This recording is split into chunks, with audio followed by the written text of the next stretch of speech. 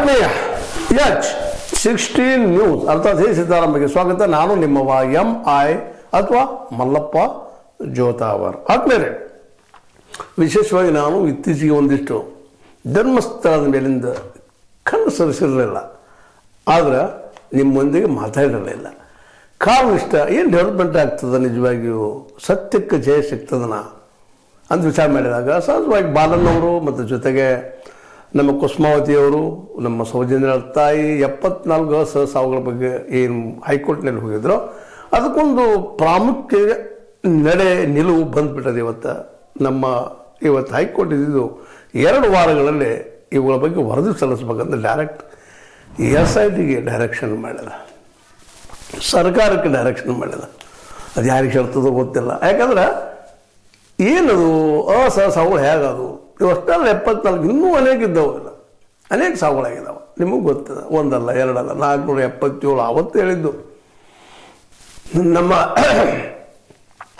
ನಮ್ಮ ವಿಶೇಷವಾದಂಥ ವರದಿ ಕೊಟ್ಟಂತಹ ಉಗ್ರಪ್ಪನವರು.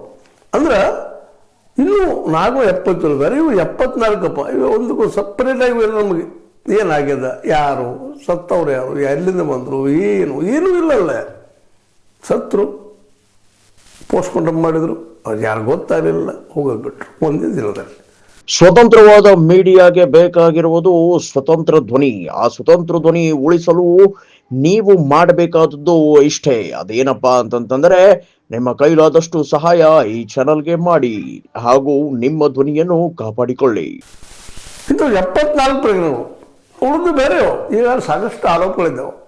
ಸರ್ಕಾರ ಅಂದರೆ ಇಲ್ಲಿ ಪೊಲೀಸ್ ಏನು ಮಾಡಿತ್ತು ಆ ಸಂದರ್ಭದಲ್ಲಿ, ಏನು ರೆಕಾರ್ಡ್ಸ್ ಇದೆ. ಒಬ್ಬ ವ್ಯಕ್ತಿ ಸಾಮಾನ್ಯನ, ಒಬ್ಬ ವ್ಯಕ್ತಿ ಬಗ್ಗೆ ವರದಿ ಮಾಡಲಾರ್ದ ಹುಗಿಯುವಂಥದ್ದು ಅಥವಾ ಮತ್ತೇನು ಮಾಡುವಂಥದ್ದು, ಇವ್ರಿಗೆ ಯಾರು ಅಧಿಕಾರ ಕೊಟ್ಟರು?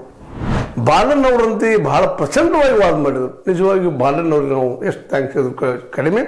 ಜೊತೆಗೆ ಮಗಳ ಸಾವಿಗೆ ಏನಪ್ಪ ನ್ಯಾಯ ಒದಗಿಸಬೇಕು ಅನ್ನುವಂಥ ದಿಶೆಯಲ್ಲೇ ಕುಸುಮಾವತಿಯವರು ಸಹಿತ ಹೋರಾಟ ಮಾಡ್ತಾರೆ ಬಂದಿದ್ದಾರೆ. ಅವ್ರಿಗೆ ಇವತ್ತೊಬ್ಬ ಒಳ್ಳೆಯ ವಕೀಲರು, ಪ್ರಾಮಾಣಿಕ ವಕೀಲರು ಸಿಕ್ಕಿದ್ದಾರೆ.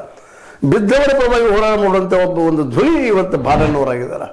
ಅವ್ರು ಇವತ್ತು ಈ ಕೇಸುಗಳನ್ನ ಎತ್ತಿರಿಸಿದಾಗ ಈ ಮೊದಲು ವರದಿ ಬರಲ್ರಿ ಅಂತೇಳಿ ನ್ಯಾಯಾಧೀಶರು ಹೇಳಿದ್ರು. ಖುಷಿ ಇದು ಸಂದೇಶ ಸಹಜವಾಗಿ ಇದ್ರ ಹಿಂದಿದ್ದಂಥ ವ್ಯಕ್ತಿಗಳು ಯಾರಿದ್ದಾರೆ, ಈ ಸಾವುಗಳ ಹಿಂದಿದ್ದಂಥವ್ರು ಯಾರಿದ್ದಾರೆ, ಏನಿದ್ದಾರೆ, ಅತ್ಯಾಚಾರಗಳಾಗಿರ್ಬೋದು, ಕೊಲೆಗಳಾಗಿರ್ಬೋದು, ಇನ್ನೂ ಏನೇನೋ ಶಬ್ದಗಳಿಲ್ಲ, ಹೇಳಲಿಕ್ಕಾಗಲ್ಲ.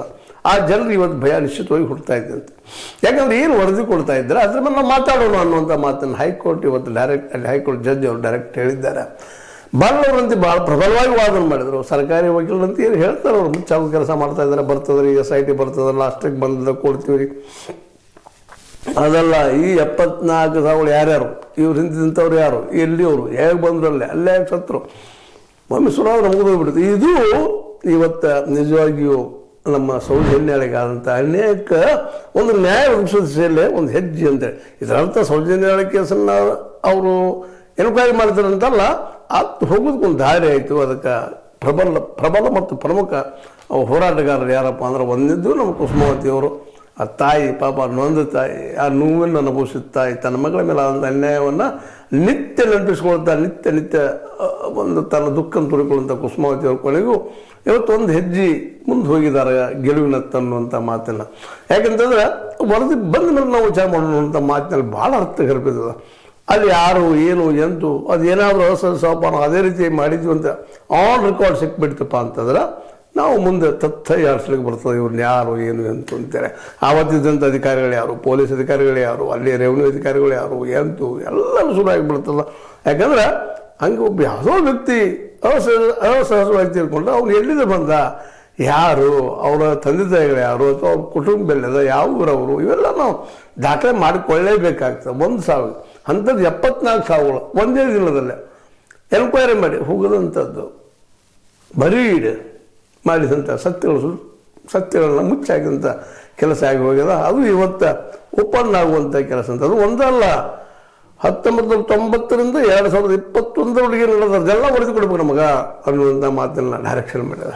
ಇದು ನಾವೆಲ್ಲ ಕೇಳ್ತಾ ಇರುವಂಥದ್ದು. ಅದರಲ್ಲೂ ಮುಖ್ಯವಾಗಿ ನಮ್ಮ ನಾಗಲಕ್ಷ್ಮಿ ಚೌಧರಿ ಅವರಂತೂ ನಮ್ಮ ಮಹಿಳಾ ಆಯೋಗದ ಏನು ಅಧ್ಯಕ್ಷರಿದ್ದಾರೆ ಅವರಂತೆ 20 ವರ್ಷದೆಲ್ಲ ರೆಕಾರ್ಡ್ಸ್ ಬೇಕು, ಎಲ್ಲ ತನಿಖೆ ಆಗ್ಬೇಕಂತೇಳಿ ಒಂದು ಆರ್ಡರ್ನ ಹಾಕಿಸುವಂಥ ಸರ್ಕಾರಗಳಿಂದ. ಅದು ಸರ್ಕಾರ SIT ನೇಮಿಸ್ತು. ಆದರೆ SIT ಯಾರು ಬೆನ್ನು ಹತ್ತು ಗೊತ್ತದ ನಿಮಗೆ, ಕೇವಲ ಚೆನ್ನೈ ಹಿಡ್ಕೊಂಡು ಹೋಯಿತು. ಪಾಪ ಚೆನ್ನೈಯ ಬಡವ ಬಿದ್ದ ಸಮುದಾಯದ ಬಂದ ವ್ಯಕ್ತಿ, ಅವನನ್ನು ಆರಂಭದಲ್ಲಿ ಸತ್ಯ ಹೇಳ್ತಾ ಇದ್ದ. ಆತನ ನಂತರ SIT ಸುಬ್ಬಂದಿ ತೆಗೆದುಕೊಂಡು ಅವನ ಮನಸ್ಸು ಬದಲಾಯಿಸೋ ಅದು ಪ್ರೀತಿಯಿಂದನೂ ಯಾವ ಕಾರಣ ಗೊತ್ತಿಲ್ಲ, ಕೊನೆಗೆ ಆ ವ್ಯಕ್ತಿ ಸಹಿತ ಈ ವ್ಯವಸ್ಥೆ ಪರವಾಗಿ ಹೇಳಿಕೊಡುವಂಥದ್ದನ್ನು ನಿರ್ಮಾಣ ಮಾಡಿದ್ದು ನಾವು ನೋಡಿದ್ದೀವಿ. ಅಂದರೆ ಇಲ್ಲಿ ಪೊಲೀಸ್ ವ್ಯವಸ್ಥೆ ಆಯಿತು, ಸರ್ಕಾರ ಆಯಿತು, ಇಲ್ಲಿ ಕೆಲವೊಂದಿಷ್ಟು ಸಂಘಟನೆಗಳಾಯಿತು. ಅದರಲ್ಲೂ ಈ ಒಂದು ಏನಪ್ಪ ಅಂದರೆ ಅಲ್ಲಿಯ ಧರ್ಮದ ಪರ ಇದ್ದಂಥ ಕೆಲವು ಜನ, ಹೆಸರಿಗೆ ಧರ್ಮದ ಪರ, ನಿಜವಾಗಿ ಅಧರ್ಮ ಅನ್ಯಾಯ ಇಲ್ಲ ಆಗಿದೆ, ಅದರ ಪರ ಅಲ್ಲ, ಅದ್ರ ಮುಚ್ಚಾಕು ಪರ ಇತ್ತಂಥ ಜನರಿಗೆ ಇವತ್ತು ಶಾಕ್ ನಿಶ್ಚಿತವಾಗಿಯೂ ಆಗ್ಯದ. ಯಾಕಂದ್ರೆ ಸತ್ಯ ಹೊರಗೆ ಬರ್ತದಲ್ಲ ಯಾರು ಅನ್ನುವಂಥದ್ದು ಅಂತೇಳಿ. ಹೀಗಾಗಿ ಇವತ್ತು ಒಂದು ಪ್ರಮುಖ ತಿರುವ ಇಲ್ಲಿ ನಮ್ಮ ಧರ್ಮಸ್ಥಳದ ಈ ಒಂದು ತನಿಖೆಯಲ್ಲಿ ಬಂದಂಥದ್ದಂತೆ ಇವತ್ತು. ಇದಕ್ಕೆ ಇಲ್ಲಿ ಪರ್ಯಾಯ ಏನಪ್ಪ ಅಂದ್ರೆ ರಿಪೋರ್ಟ್ ಬರುವಂಥದ್ದು 2 ವಾರ ಮಾತ್ರ ಕೊಡೋರು. ಬರೋ 19 ತಾರೀಕಿನೊಳಗಾಗಿ ಕೊಡಬೇಕು ರಿಪೋರ್ಟನ್ನು. ಯಾಕಂದರೆ ಅವ್ರು ಎಲ್ಲಿದಾವೆ ಕಾಗದ ಬದಲು ಕೊಡೋದಷ್ಟು ಅಲ್ಲ, ಆಗಿದ್ದು ಏನು ಗಟ್ಟಿಗಳದಾವೆ ತಂದು ಇರಬೇಕಾಗಿದ್ದು. FIR ಮಾಡಿದರೆ ನೀವು ಡಾಕ್ಯುಮೆಂಟ್ಸ್ ಏನಿದ್ದಾವೆ ಅಂತೇಳಿ. ಒಂದಿನ ಬರಲಿಲ್ಲ ಅಂದ್ರೆ ನಿಶ್ಚಿತವಾಗಿಯೂ ಅದರ ತನಿಖೆಗೆ ಆದೇಶ ಕೋರ್ಟ್ ಮಾಡುವಂಥದ್ದು. ಇಲ್ಲಿ ಯಾವುದೇ ಸರ್ಕಾರ ಇಲ್ಲ, ಮತ್ತೊಂದಿಲ್ಲ, ಏನಿಲ್ಲ, ಕೋರ್ಟ್ ಎಂಟ್ರಿ ಹೊಡೆದದು ಇವತ್ತು. ಯಾಕಂದರೆ ಅವ್ರಿಗೂ ಮನವರಿಕೆ ಆಗಿದೆ ಎಷ್ಟಪ್ಪ ಅನ್ಯಾಯವೆಲ್ಲ ಎಲ್ಲ ವಾದಗಳು. ಅದರಲ್ಲೂ ಬಾಲಣ್ಣವ್ರ ವಾದ ಅಂತೂ ಭಾಳ ಅದ್ಭುತವಾಗಿರ್ತದೆ. ಕನ್ವಿನ್ಸಿಂಗ್ ಪಾಯಿಂಟ್ಸ್ ಎಷ್ಟು ಚೆನ್ನಾಗಿ ಅವರು ರಿಪ್ರೆಸೆಂಟ್ ಮಾಡ್ತಾರಪ್ಪ ಅಂದ್ರೆ ಸತ್ಯವನ್ನು. ಇವತ್ತು ನಮ್ಮ ಪರಿಸ್ಥಿತಿ ಹೇಗಾಗಿದೆ ಅಂದರೆ ಸುಳ್ಳು ಸತ್ಯದ ಹೇಗೆ ಕಾಣುವಂಥ ಪರಿಸ್ಥಿತಿಯಲ್ಲ, ಸತ್ಯವನ್ನು ಪವಿತ್ರವಾಗಿ ಸತ್ಯದ ತಲೆಯ ಮೇಲೆ ಹೊಡೆದಂಗೆ ಸತ್ಯ ಹೇಳುವಂಥ ಪ್ರಸಂಗ ಇವತ್ತು ಬಂದಿರ್ತದೆ. ಅದು ಬಾರಣ್ಣವರು ಈ ಸಂದರ್ಭ ಮಾಡಿದ್ದಾರೆ ಅಂತ ಹೇಳ್ಬೇಕಾಗಿದೆ. ಮತ್ತು ಬಾರಣ್ಣವರಾಗಿರ್ಬೋದು, ಅವ್ರ ಜೊತೆ ನಮ್ಮ ಕುಸುಮಾವತಿ ಅವರಾಗಿರ್ಬೋದು, ಈ ಎಲ್ಲ ಕೇಸ್ಗಳಿಗೆ ಬೆನ್ನು ಹತ್ತಿದ್ದು ಇವತ್ತಿನ ಧರ್ಮಸ್ಥಳದ ಈ ಎಲ್ಲ ಹತ್ಯಾಕಾಂಡಕ್ಕೆ ಒಂದು ತಿರುವು ಕೊಡುವುದರಲ್ಲಿ ಯಾವುದೇ ಸಂಶಯವೂ ಇಲ್ಲ. ಯಾಕಂದ್ರೆ ಸತ್ಯ ಅನ್ನೋದು ಭಾಳ ದೊಡ್ಡದು. ಸತ್ಯ ಹೊರಗೆ ಬರಬೇಕಾಗಿದೆ. ಸತ್ಯ ಹೊರಗೆ ಬರುವಂಥ ಸಂದರ್ಭ ಇವತ್ತು ನಿಜವಾಗಿಯೂ ಮುಂದೆ ಬರ್ತಾ ಇದೆ ಅಂತ. ಯಾಕಂದರೆ ದಿನಗಳು ಭಾಳ ಇಲ್ಲ. ಬರುವ 19 ತಾರೀಕಿನೊಳಗಾಗಿನ ಈ ವರದಿಯನ್ನು ಕೊಡಬೇಕಾಗಿದೆ, ಯಾರು ಏನು ಎಂತು ಎತ್ತ ಅಂತೇಳಿ. ಇದು ಬಂದ ನಂತರ ಮುಂದಿನ ಮಾತು ಅಂತೇಳಿ. ಅಂದರೆ ಒಟ್ಟಾರೆಯಾಗಿ ಇಲ್ಲೇನು ಹೋರಾಟ ಮಾಡ್ತಾ ಬಂದಿದ್ದಾರೆ ಇವತ್ತೆಲ್ಲರೂ ಖುಷಿ ಪಡುವಂಥ ವಿಷಯ. ಅಟ್ಲೀಸ್ಟ್ ಅಲ್ಲಪ್ಪ ಇಷ್ಟು ಹೋರಾಟ ಮಾಡಿದಕ್ಕೆ ಈ ಹಂತಕ್ಕೆ ಬಂದು ಇತ್ತು ಅಂತೇಳಿ. ಈ ಹಿಂದೂ ಹೋರಾಟಗಾರರು ಏನೋ ಪ್ರಯತ್ನ ಮಾಡಿದರು, ಅದಕ್ಕೆ ಸಾಕ್ಷಿಗಳು ತಯಾರು ಮಾಡುವಂಥ ಸಾಕ್ಷಿದಾರರಾಗಿ ಬಂದಂತಹ ಪ್ರಮುಖ ಸಾಕ್ಷಿದಾರರಾಗಿ ಬಂದಂಥ ಮುಸುಕುದಾರಿ ಭೀಮ, ನಂತರದ ಚೆನ್ನಯ್ಯ ಇದೆಲ್ಲ ನಿಮಗೂ ಗೊತ್ತದ. ಪಾಪ ಬಂದ ತೋರಿಸಿದ ಕೆಲವು ಸ್ಥಳಗಳನ್ನ ಬೈದಿನ ತೋರಿಸಿದೋ ಅಥವಾ ಏನು ತೋರಿಸಿದೋ ಅವ್ರಿಗೆ ಬಿಟ್ಟಂಥ ವಿಷಯ. ಯಾಕಂದ್ರೆ ಅವನನ್ನು ಯಾರೂ ನಂಬದ ಸ್ಥಿತಿಯಲ್ಲಿ ಆಗಿ ಹೋಗಿಬಿಟ್ಟದ. 164 ಅಡಿಯಲ್ಲಿ ಸತ್ಯ ಹೇಳ್ತಾನಂತೇಳಿ ಅಲ್ಲಿಯ ಏನಪ್ಪ ಆಡಳಿತಾಧಿಕಾರಿ ವಿರುದ್ಧ ಅಥವಾ ಧರ್ಮಾಧಿಕಾರಿ ವಿರುದ್ಧ ಸ್ಟೇಟ್ಮೆಂಟ್ ಕೊಟ್ಟರು. ನಂತರದಲ್ಲಿ ಇಲ್ಲ ಈ ಜನ ಯಾರು ಈ ಒಂದು 5-6 ಜನರ ಮೇಲೆ ಇವರನ್ನು ಹೇಳಿಸಿದ್ರು ಅಂತ ಸ್ಟೇಟ್ಮೆಂಟ್ ಕೊಟ್ಟರು. ಹೀಗಾಗಿ ಇವತ್ತು ಅವ್ರು ನಂಬುವ ಸ್ಥಿತಿಯಲ್ಲಿ ಇವತ್ತು ಕೋರ್ಟ್ ಇಲ್ಲ. ಕೋರ್ಟ್ನಲ್ಲಿ 2 ರೀತಿ ಹೇಳಿಕೆಗಳನ್ನು ಕೊಟ್ಟಿದ್ದರಿಂದಾಗೆ ಇವತ್ತು ಅವ್ರು ಸತ್ಯ ಹೇಳಿದ್ರು ಸಹಿತ ನಂಬುವ ಸ್ಥಿತಿಯಲ್ಲಿ ಅವರಿಲ್ಲ.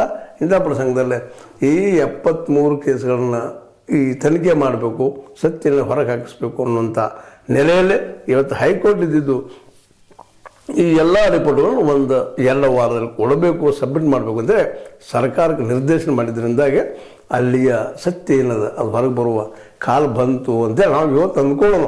ಆದರೆ ಅಷ್ಟರಲ್ಲಿ ಏನೇನು ಆಗ್ತದನ್ನೋ ಗೊತ್ತಿಲ್ಲ. ಯಾಕಂದ್ರೆ ಈಗಾಗಲೇ ಅನೇಕ ಪ್ರಯತ್ನ ಪಾಪ ಚೆನ್ನೈ ಬಂದಾಗ ಮೊದಲಿಗೆ BM ಆಗಿ ಬಂದಾಗ ನಿಶ್ಚಿತವಾಗಿದ್ದು ತಪ್ಪು ಮಾಡಿದ ಶಿಕ್ಷೆ ಆಗ್ತದೆ ಅನ್ನಿಸ್ತಾ ಇದ್ವಿ. ಅಷ್ಟರಲ್ಲಿ ಏನೋ ಒಂದು ಬಂದು ಏನೋ ಆಗಿ ಹೋಗ್ಬಿಡ್ತು. ಈಗ ಇದು ಇದೇ ರೀತಿ ಆಗಬಾರ್ದು ಅನ್ನುವಂಥದ್ದು ನಮ್ದೆಲ್ಲರ ಬಯಕೆ. ಜೊತೆಗೆ ಬಾಲಣ್ಣವರು ಮೋಸ್ಟ್ಲಿ ಈ ಕೇಸ್ನಲ್ಲಿ ಮೋಸ್ಟ್ ಪ್ರೊಬಬಲಿ ಅಥವಾ ಹೆಚ್ಚು ಕಡಿಮೆ ಮಾಡಿಕೊಳ್ಳೋದು ಅಸಾಧ್ಯ ಅಂತ ನಮಗೆ ತಿಳಿದಿದ್ದೀವಿ. ಕುಸುಮಾವತಿ ಅವರದ್ದೇ ಪಾಪ ಹೋರಾಟ ಮಾಡ್ತಾನೆ ಇದ್ದಾರೆ.